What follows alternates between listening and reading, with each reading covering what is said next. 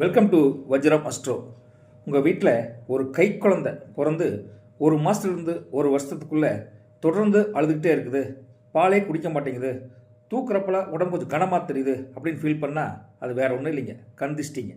அந்த குழந்தைக்கு பொறாமப்படுறாங்க பல பேர். அதனால் அந்த கண் திஷ்டி இருந்தால் அது எப்படி அந்த கண் திஷ்டியை போக்குறது அப்படின்னு சில வழிமுறைகளும் நம்ம யோக சாஸ்திரத்தில் நம்ம சித்தர்கள்லாம் சொல்லிட்டு போயிருக்காங்க. என்னென்னு பார்த்தீங்கன்னா, இந்த தோஷம் ஏற்பட்ட குழந்தைய காலையில் எந்திரிச்சு சத்தம் போட்டே இருக்குது, அழுதுகிட்டே இருக்குது.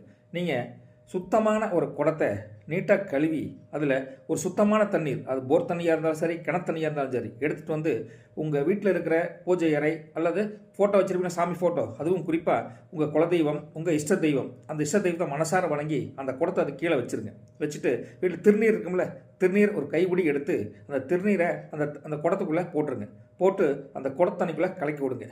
குளத்தை கலக்கி விட்டு அந்த குடத்து தண்ணி இருக்கிற தண்ணியை மனசார உங்கள் குலதெய்வத்தையும் இஷ்ட தெய்வத்தையும் இந்த திஷ்டிலாம் போகணும் முருகா அப்படின்னு வேண்டிக்கிட்டு அந்த 3 சொட்டு அந்த தண்ணியை எடுத்து உங்கள் குழந்தையுடைய வாயில் விடுங்க.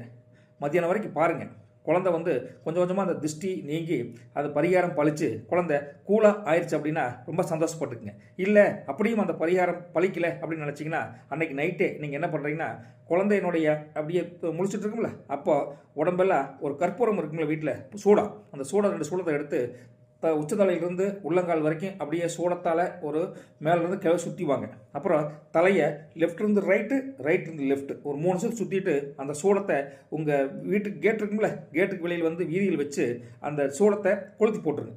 அதுக்கப்புறம் கூட தீ பிடிச்சி எரிஞ்சிரு. உடனே அதை திரும்பி பார்க்க அப்படியே வந்துருங்க. ஆனால் இந்த பரிகாரம் செய்கிறப்போ அந்த அம்மாவாகட்டும் அந்த பாட்டி யாராக இருந்தாலும் சரி, லேடிஸ் தான் பண்ணணுங்க. இந்த லேடிஸில் நினைக்கும்னா ஒரே நினப்பு, என் குழந்தைக்கு என் பேரம்பேத்திக்கு இந்த கண் திஷ்டி அகலணும் அப்படின்னு அந்த இஷ்ட தெய்வத்தையும் குலதெய்வத்தையும் வேடிக்கை பண்ணிங்கன்னா அந்த பரிகாரம் பழித்து அந்த 1 மாதத்து குழந்தை, பால் குடிக்காத குழந்தை டக்குன்னு பால் குடிக்க ஆரம்பிச்சிருங்க. அதனால் இதெல்லாம் நம்பிக்கையை நீங்கள் வீண் போகாது அப்படின்னு நினச்சிக்கிட்டு நீங்கள் பண்ணிங்கன்னா கண்டிப்பாக அந்த கண் திஷ்டி போயிருன்னு வச்சுங்களேன். அடுத்த பரிகாரம் என்னங்கிறது அடுத்த வீடியோவில் பார்க்குறேங்க. அதுக்கு வரைக்கும் நீங்கள் வஜ்ரம் அஸ்ட்ரோ அப்படிங்கிற சேனல் பிடிச்சிருந்தா சப்ஸ்கிரைப் பண்ணிக்கங்க. போயிட்டு வரட்டுங்களா? நன்றி, வணக்கம், நற்பவி அனைவருக்கும்.